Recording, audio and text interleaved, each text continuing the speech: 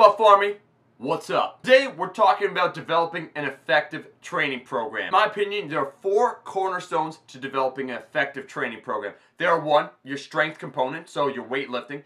2, your cardiovascular conditioning component, so running, hill sprints, and so forth.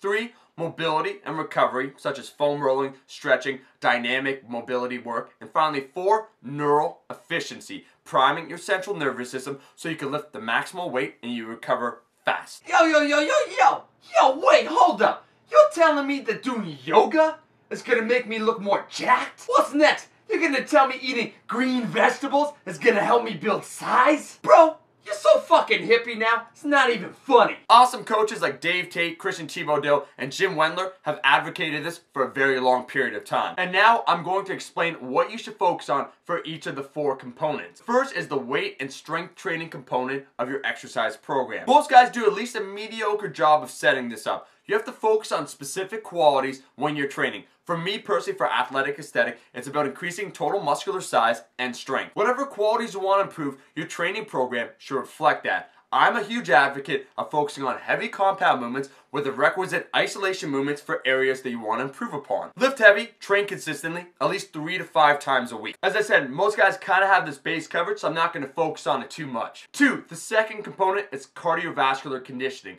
I'm now absolutely adamant on this, not only for a fat loss phase, but just in general. Every single individual, when you're trying to gain size, should have some sort of conditioning component in their training program. I mean, when a guy like Jim Wendler, who squatted approximately 1,000 pounds, stated that by doing hill sprints and explosive conditioning work assisted in a squat, you should listen. If you want to know my secret, how I'm staying lean while building size, I have cardiovascular conditioning on a regular basis in my training program. And I'm not talking about stupid shit like slow jogs on the beach. Conditioning implies that you're trying to improve a specific quality, getting better, getting faster. I mean hill sprints, prowler work, tire flips, sled drags, farmer walks, kettlebell swings, let's say some body weight circuits, some weight circuits you can do, 400-meter sprints. There's a lot of different options you can do. You'll be leaner, faster, and more explosive, which will immediately transfer over to your training program and looking better. And because it's intense, it's not going to take a lot of time.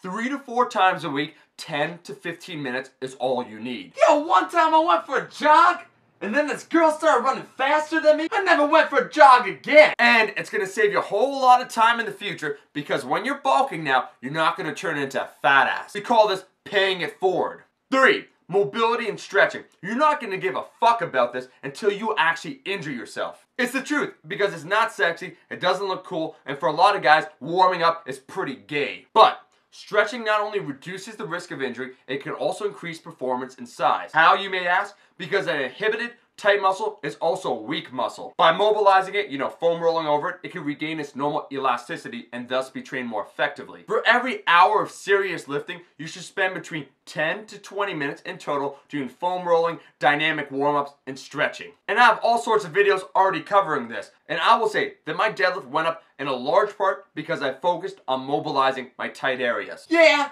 I get my mobility work late at night. You get what I mean? You don't get what I mean. You want me to explain? You don't want me to explain. Yeah.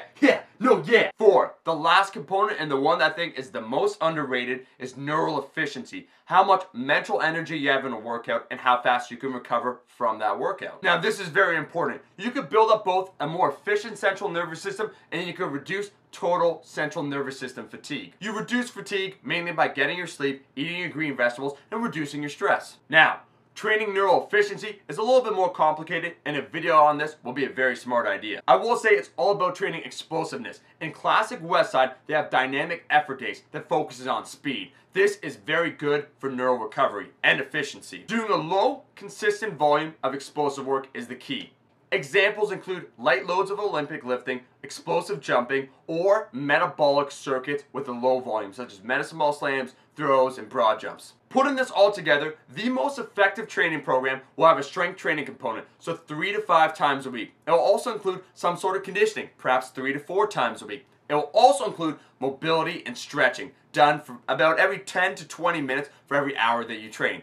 Lastly, you'll take only about 5 minutes a day to focus on neural efficiency, allowing your body and your mind to recover so you can lift more weight. Now this is a complete program for optimal results. I guarantee If you've plateaued or you feel like you're not training effectively, it's largely because you're only focusing on one, lifting some weight. You're not focused on the conditioning, the explosiveness, the mobility, and the neural efficiency necessary to really become your best. Way too many guys work out a couple times a week, and they look like they work out a couple times a week. You want to be more than that, hopefully. And that's the basis behind athletic aesthetic. Not only looking good, but being able to do something with those muscles. Lean year-round. Fuck bulking and cutting. That is the video. Thanks for watching. Make sure to like, share with friends, and subscribe. And my athletic aesthetic friends, I will be seeing you in the next video.